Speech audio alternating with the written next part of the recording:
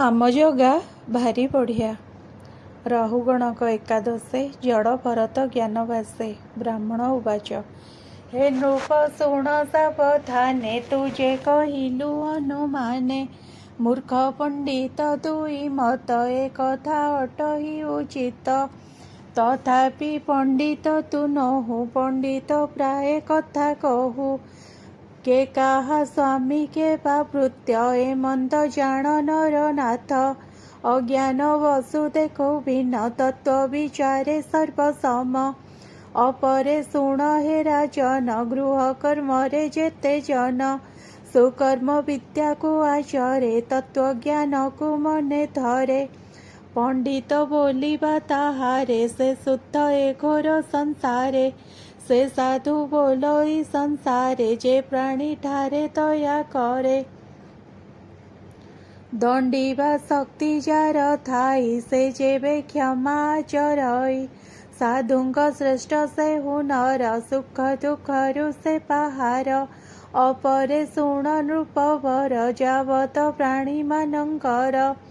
सत्वर जतम गुण रे मन मोहई दृढ़तरे। ताहार गुण अनुसारे प्राणीए कर्ममान करे। जे गुण जाहार हुई से गुणे प्राणी प्रकाशई। कुशल मंद भाव दोई मध्यम भाव को वहई। धरई गुण अनुसारे रूप नाम देह व्यवहारे। जे दुख सुख आदि करी लभई कर्म को आपरी। देख ए अनित्य शरीर माया रचित आत्मसार। क्षेत्रज्ञ भावकु से बही सकल साक्षी होई रही।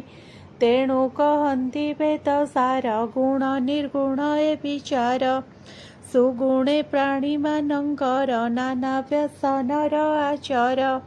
निर्गुण भावकु जे धरे से प्राणी भव सिंधु तरे। घृत प्रदीप प्राय होई सुगुणे संसारे भ्रमई।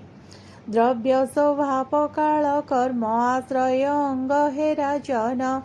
मायार बळे संसारे प्राणी मानंग मन हरे।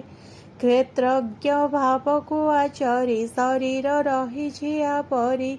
प्रत्यक्ष भावे केबे थाई केबे बा प्राणी न जानई। शुद्ध शुद्ध ए शरीरे देखई भुंजई विकारे। अपरे शुण हे राजन क्षेत्रज्ञ पुरुष पुराण।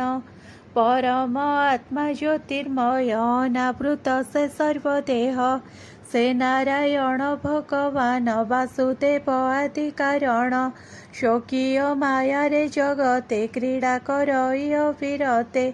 स्थावर जंगम कठारे पवन जेसन संचरे। ते मंद होई सर्वठारे क्षेत्रज्ञ रूपे से विहरे। जावत काल प्राणी मन माया को न करे खंडन। सड़ई न जीर्णई विमुक्त संग से नुहई। प्रभुंकु ए रूपे न जाने तावत भ्रमे अकारणे। संसार तापे ग्रस्त मन से जे अनादि नारायण। जावत तांकु न चिन्हई शोक मोहरे भ्रमु थाई। तु एबे शुण नृपवर से जे ब्रह्मांडर ईश्वर। अखिल प्राणींकर गुरु जार महिमा महामेरु। ताहार चरणार बिंदे मन निवेशिय प्रमादे। माया कपट ए संसार तु एहा शीघ्र परिहर। पंचम स्कंदे विप्रवाणी शुणी संसारुतर प्राणी। से प्रभु पाद कमल रे मन मोरहु निरंतरे। कहई विप्र जगन्नाथ हरिचरित भागवत। इति श्रीमद्भागवते महापुराणे परमहंस्या संहिताया पंचम स्कंदे राहुगण भरत संवाद नाम एकादश अध्याय। द्वादश अध्याय आरंभ। द्वादशे राजार संदेहे पुणी भरत ज्ञान कहे। राहुगण उवाच न मयि प्रभु विप्रवर प्राणी कहिते तो शरीर। सोईछा बिहारे तोहर नमस्ते दयार सागर।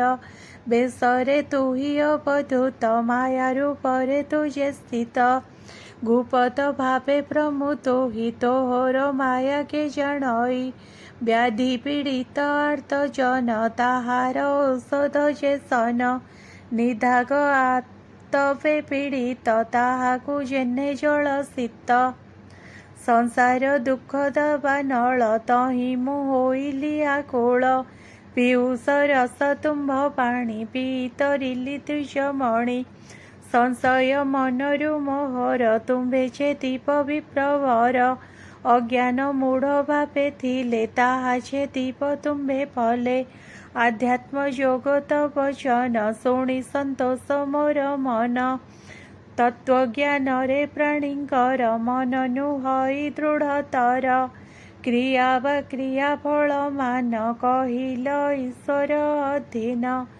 ନୁହଇ ସତ୍ୟ ଏବେ ଭାର ପୃଥକ ବୁଦ୍ଧିମାନଙ୍କର ଏ ଯେ ସଂଶୟ ମନେ ମୋର ଭୋ ବିପ୍ରଚ୍ଛେଦନ ତୁ କର।